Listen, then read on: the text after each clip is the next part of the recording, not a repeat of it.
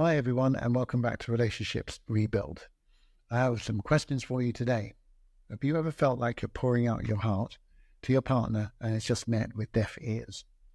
You're expressing your feelings, you're hoping to have a conversation about an issue, but instead you're just left hanging in emotional limbo. Now, if that sounds familiar, it's very, very common. It's called the silent treatment. It's a very common manipulative tactic that's used in toxic relationships. Now, if you've ever felt like your words are swallowed just in a black hole and you pour your heart out and there's just a deafening silence, then you're being subjected to a cruel and manipulative tactic that can leave you feeling isolated and very confused and probably worthless and with low self-esteem. So today, I'm going to dive into the psychological effects of the silent treatment and explore real strategies that you can use to break free from its grip. And by the end of this video, you'll understand why they use it, how it affects you, and what you can do to reclaim your emotional power. Now, stick around to the end because I'm going to do 2 actionable exercises that you can implement right now to regain your emotional power, and it'll enable you to thrive. Now, before I dive in, if you've missed the previous videos in this series, which are the 10 red flags of narcissistic relationships and how to break free from gaslighting, I strongly recommend that you check those out after the video because they set a really good foundation for what I'm talking about today. And you can find the links in the description down there. So with that being said, let's get started. We've got a lot of ground to cover. First off, I just want to talk to you about what exactly silent treatment is. Now, in relationships where people, narcissists, particularly use emotional withdrawal as a tool, it's more than just someone being quiet. It's a cruel and calculated form of emotional punishment. Now, when one partner uses silence to punish another, it can leave the recipient feeling abandoned, confused, and really desperate. And it'll probably be helpful if I just very briefly share a recent story about my client, Sarah. Now, she was in her 30s and she was always walking on eggshells in her relationship. Her husband would just trigger her with turning a smallest disagreement into a really like an icy blast of silence for days. And it could be on very minor things. The straw that broke the camel's back is a dispute over some plans for the weekend, after which Sarah spent 2 days texting and calling. He left the house and she was apologizing constantly, blaming herself for what happened. And frankly, she didn't even know what she'd done wrong. And literally when I spoke to her, she described it like a heavy weight on her chest, and it was becoming heavier with every hour. And after 3 days of silence, she just came to me and just said, "Look, I just feel like I'm too needy, I'm too demanding, and I'm not good enough for anybody." Now, in this instance, Sarah did see an improvement, but it was too late to save the relationship because the constant cycle of this silent treatment, it had just really taken its toll on her self-esteem. It's very difficult to break free from narcissistic grips. And she still carries the manipulation to this day. But she's learned certain methods to deal with it. And, she's working on building a new healthy relationship, which is really good news. And it's very, very common.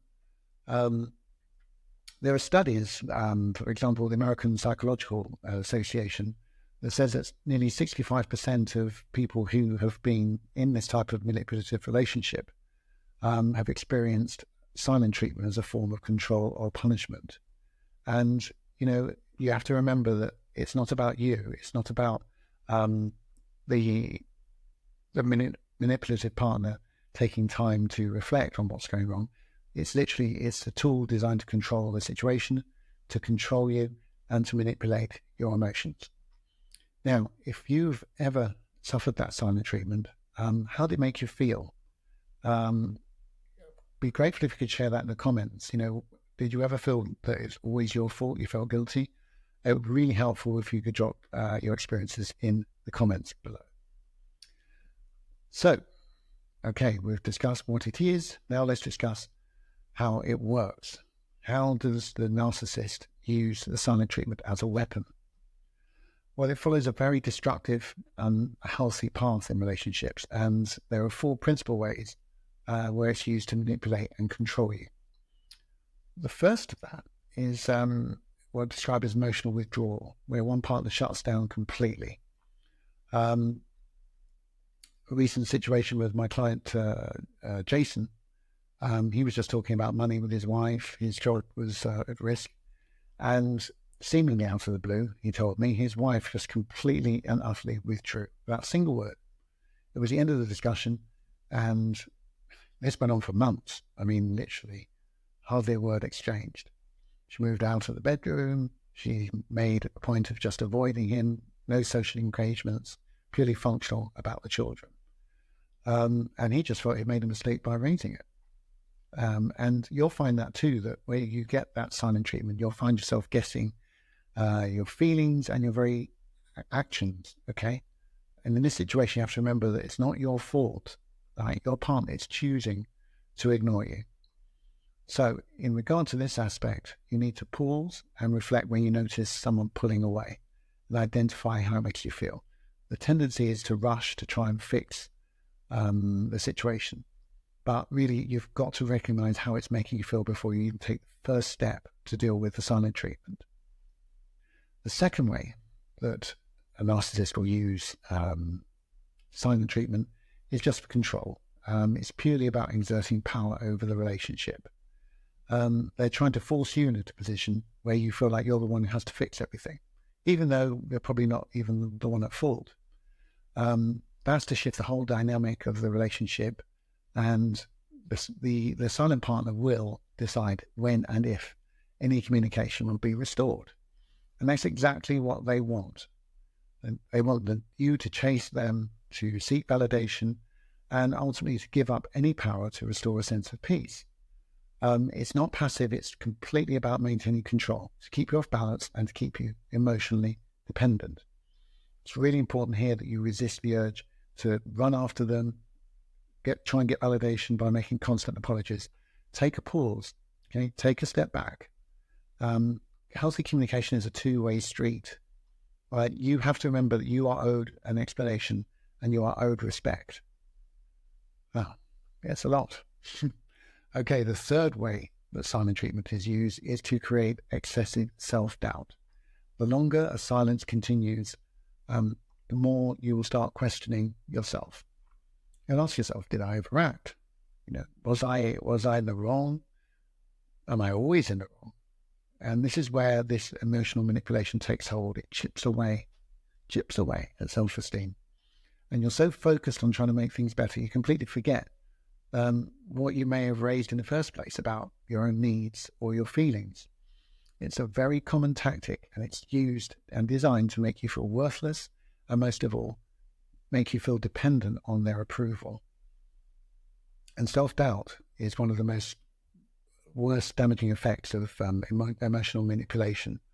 The fallout is bad because over 80% of victims report a rapid drop in self-esteem when there's been repeated silent treatment. Now, number 4, weapon 4. Basically, the silent treatment gets escalated. Okay, the more you try and communicate and resolve the issue, the more distant your partner becomes. And that will turn even the smallest disagreement into huge, unresolvable conflicts. And it will create a deep, deep wedge in the relationship. Going back to my client Sarah, it's a prime example. The lengthening silence is like a symbolic representation of the gulf between her and the husband. The longer the silence persisted, the wider the rift became, and that's what led to their divorce. And in each of those phases, the goal is to make you powerless, but you don't have to. You're not powerless. And I'm going to show you why. I'm going to deal now with actual practical steps to deal with the silence. So at this stage, get a pen and paper. If you have any comments, I'm happy to deal with them because I want you to just write down these steps. They're going to be really helpful to you today. Okay, the little steps you can take today, and they work. So step 1 is to actually acknowledge the hurt, acknowledge the feeling, acknowledge how confused and angry it may make you feel. Don't brush them off and say you shouldn't feel that way. I recommend journaling. You need to write them down exactly what you're feeling, and you need to be raw, and you need to express exactly how you feel in that journal. Obviously, keep it away from the narcissist or the manipulator. Okay, it can give you the clarity to realize that the silence is not your fault. Okay, it's almost like writing a legal brief. Okay, take it from me, I'm a lawyer. On one side, the things that the manipulator has done to you, and on the right-hand side, be honest with yourself and be truthful. Well, where have you fallen short? Again, be truthful and be raw. It really, really helps. And that's the first step in processing your feelings. Okay. Number 2, boundary setting. You need to set clear boundaries. Without that, you will never move forward. And, it's not easy. It's very intimidating to confront someone, especially when they use the silent treatment to control you and the situation. But it's really important to express your needs and how you feel. A script you can use in this, which I recommend to my clients, is simple. Just say, look, listen, I'm open to having a conversation, but silence is just not going to cut it. By stating that, you're taking a real stand for yourself and your emotional health and showing that ignoring a conflict isn't a situation that's acceptable. Quite commonly after when there's been repeated incidences of this, I tell my clients to say, listen, I'm willing to discuss what's bothering you. When you're ready, I'm not going to chase you, but shutting me out is not the answer. Now, that doesn't necessarily change things immediately. You can use variations of it, but, keep saying the same thing in different ways, like it's a campaign. Keep saying, listen, I'm ready to speak when you're ready, okay? But I'm not going to tolerate silence. I'm not going to deal with you while you remain silent. And you're asserting your own emotional needs and boundaries. You have to say, listen, I'm happy to talk. I will not be ignored, and I will not be disrespected and punished with silence. And you state how you deserve that respect. Okay, just because they shut down doesn't mean that you're any less of a person, and your feelings are there to be respected. Right, now, if you need any help with those scripts or just words that I can help you use when there's silent treatment, just type silent treatment in the comments and I'll reach out to you, okay? The third way to protect yourself, okay, is self-care. Now, it's very easy when you're being shut down to fall into a cycle of constantly thinking, overthinking, I need to fix it. What's gone wrong? But self-care is not necessarily spa treatment or anything else, okay? It's a time when you need to actually turn your focus in towards you. Stop obsessing, okay? Do things that make you feel peaceful and calm. You just cannot anticipate. Don't get in front of yourself. Now, self-care here can mean anything that makes you happy, okay? It can mean a walk, it can be yoga, it can be meditation. I do recommend meditation. Now, don't be scared, okay, because it doesn't mean you have to sit there in silence for 5 hours or chant to bells. You can take a quiet walk. That's actually a form of meditation that's not spoken about. Walking is a meditation if you do it quietly, not with headphones, not while looking at TikTok, but just walking in nature as best you can. I use a tool with my clients called affirmations, and all these are just positive statements of intent to repeat to yourself in time of crisis, and they really do help shift your perception of events around it. And I'm going to be doing a video because that helps you silence your inner critic that always makes you feel that you're at fault. Now, I know we're covering a lot of ground, so do replay this video, go over these actions, and practice them. All right, they're not large, but they are difficult if you don't repeat them and make them automatic, particularly where you have a dialogue with the person who is shutting you out. Now, protection step number 4 is to seek clarification, not conflict. If and when the silence finally breaks, you've got to approach the situation with curiosity rather than confrontation or anger. It's important here to ask open-ended questions of them to get their insights to why they feel the silence has happened, but don't escalate. A simple script is just saying, listen, I noticed you weren't saying anything earlier. Can we just talk about what happened? Okay, the door's opened. It's a dialogue instead of letting things escalate in a spiral. Okay, let's try a sample conversation. Okay, I'll be you. Oh, I noticed you seemed upset after we talked about the weekend. Can you talk about what's bothering you? The partner might say, oh, I just need some space right now. Okay, I don't really want to talk about it. Your response, well, I understand. I want you to feel supported. Is there anything else I can do to help move this along? Now, by using that open-ended question and showing empathy, even if you're feeling a bit aggrieved about the fact that you're not been spoken to, you create a safe space and they can express their feelings without feeling judged or attacked. So don't be afraid to use open-ended questions such as, oh, what's going on? Or can we talk about why this happened and try and find a constructive way forward? It all builds the communication without creating additional tension. Okay, now, step number 5 to protect yourself is to document the pattern of behavior. And that means, by that, it's just to simply keep a simple record of when and why the silent treatment has happened. Okay, there may be patterns, there may be particular triggers. It could be money, it could be being physical and intimate, it could be your job. There could be a reason. And the only way you can do that really is by keeping a record of when things have happened. I've had this with clients who just document where the relationships have become unhealthy. And there could be specific triggers for this type of behavior, right? And it really does help to you to understand that it's not your reactions, but the dynamic between you and your partner that's causing the problem. Okay, you can use a journal, again, pen and paper, I'm old-fashioned, or use a note app. Just document every instance of when it happens and why. And then by that, include the context and how it made you feel. It'll give you greater clarity and perspective, and also it'll help you visualize the patterns. Okay, draw, a little diagram, a flow chart, whatever you need to do to track it down. Okay, now we have covered a lot of grounds at this point. If you have any questions, hit me up. Go back over the video, and practice these scripts in the mirror if you need to. Okay, it really does work. It builds your confidence. You have to role play. Now, every one of these strategies will help you regain control of your emotional well-being. And that can include setting boundaries, self-care, journaling, anything that helps you process your emotions. To disrupt that cycle, you need to disrupt the silence by looking inwards. So I'm going to ask you now to do a short self-care exercise together right now. And you do not need to chant, you don't need bells, and you don't need to sit on the floor cross-legged. If you need to pause right now, get a pen and paper and just write down your feelings, okay? Spend 5 minutes and just, if you're going through this right now, let it rip. Be raw, okay? Pause the video and come back. And then that little act of expression is like a release. You'll just say, okay, at least I know.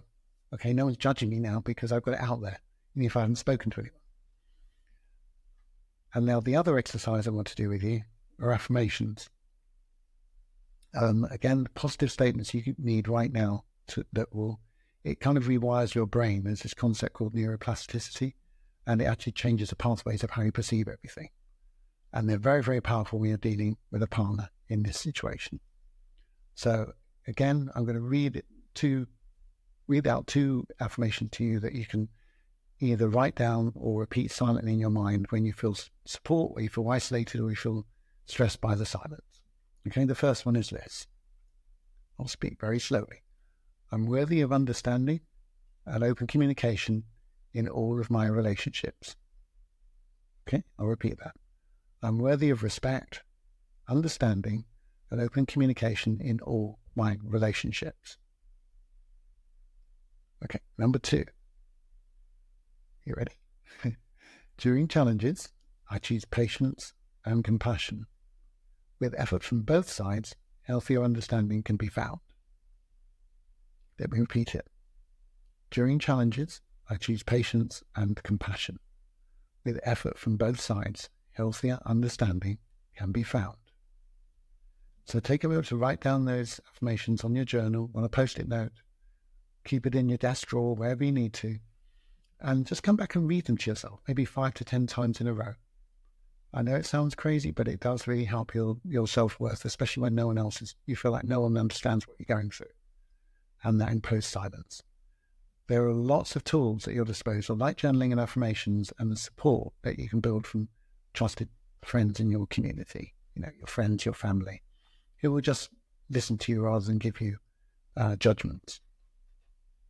You do not want to feel alone in this, okay? The emotional well-being is important, And you deserve to have the power to deal with it every day. I appreciate what you're going through, okay? And I hope this video is giving you some support that you might need. So I want to thank you for coming here today. You've dedicated that time and energy to better understand what's a really painful and complex dynamic in any relationship. And you should give yourself a clap because you've actually taken a significant step in seeking out this information. Be proud. And I can see you. I know that you're watching this video because you need help and you want to overcome these challenges. And it ain't easy. But learn to build boundaries to reconnect and, create that support mechanism around you. And you'll be making progress. Now, I love this community that's been built here.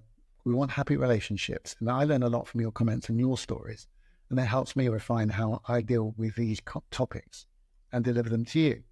So I hope that you feel a bit more invigorated now. Again, pause the video, go back and, write those steps out so that you have a script and you have a process. Okay, it's just like a reflex. It's like a film script to deal with the silent treatment. I would really encourage you to check out the other 2 videos in the Save a Narcissistic Marriage series, because it really helps you to nail down toxic patterns in relationships.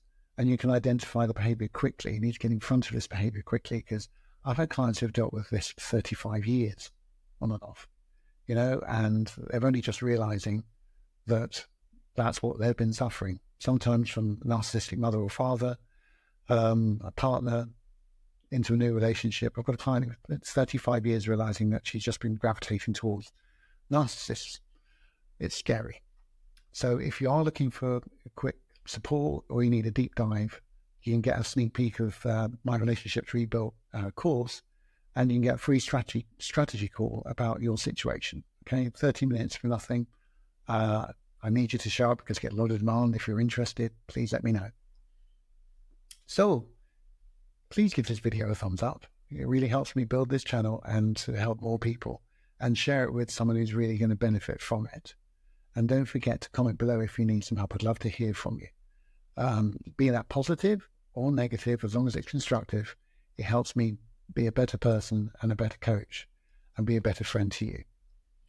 Now, to end with a quote that I think will sum up what I've just been saying today: your silence will not protect you. Your silence will not protect you. So do not suffer in silence, because you don't have to stay silent or accept someone else's silence as a punishment. Okay, you're worthy of it to be heard. Okay, and you need meaningful and open communication. I feel you deserve to be valued, and I know what I'm talking about. So take care of yourself. Until next time, be strong, be you, and be happy. And I'm looking forward to seeing you in the next video. Take care.